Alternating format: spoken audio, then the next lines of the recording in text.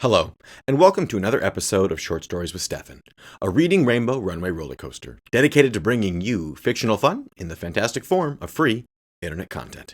Let's get straight to it. Jerry and Kate begin their hike through the Olympic Mountains with optimism and joy. The time on this trail is life-giving as the crisp Pacific Northwest air smoothly runs in and out of their lungs. They stop for a snack at the base of a beautiful waterfall.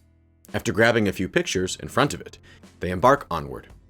At last, they reach the lookout point and reason for their hike.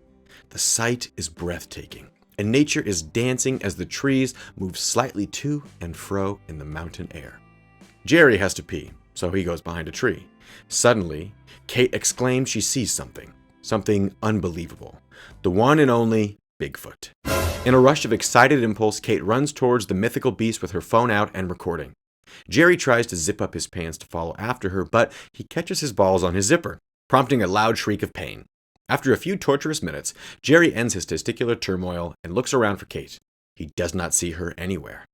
He yells out for her, and the echo is haunting. She could not have gone far.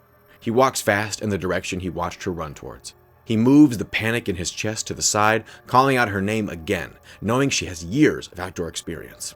She could survive out here on her own for days before anyone would really start to worry. But he thinks, if she's hurt, but he pushes past that thought. He just needs to find her. An hour goes by, and Jerry is now a ball of stress and fear. He's used up his trail and tracking abilities. He catches his breath and focuses again on her ability to survive outdoors to quell the ever-rising hopelessness which waits at the gates of his conscious mind. He pulls out a snack to refuel, only to be struck with a new horror he hadn't previously contemplated. He has all the food and their extra water. She is carrying the first aid kit and a couple protein bars. The fear and anxiety are breaking through his calm headspace, and he screams out her name again and again and again. Suddenly, the corner of his eye catches movement, a large movement. He turns fast and sees nothing. At the opposite corner of his other eye, another movement. He whips his head to that side with neck-breaking speed and this time catches a glimpse of something moving at the speed of an escaping snake on Adderall. He sprints towards the movement and sees a bush move ahead, then another, and another. He's sprinting through the woods, ignoring all his training and forgetting his years of trail experience in the hopes of this movement leading to Kate. At last, the movement stops. He puts his hands on his knees and catches his breath. Then something moves to his right. Exhausted from his sprinting, he does his best to turn around to face the movement. A tree is shaking, literally shaking, like something is vibrating its entire trunk. He stares in disbelief as the tree begins to shake the ground around him, and he almost falls, catching his balance before he does. Then, all at once, the shaking ceases. Sound seems to leave the woods. There's no birds chirping, there's no movements or breezes pushing leaves around and knocking small twigs into one another. Silence has created an absence of life. Jerry hears only the sound of his heaving breaths as he remains still as a possum caught in a floodlight. Whomp! The ground below him falls away and his yells disappear into the earth. The ground moves together once more and the forest returns to its usual chorus. Darkness consumes his entire space as he falls. The thoughts going through his head are like pennies being poured out onto the floor from a piggy bank. They bounce around in horror in and out of his mind.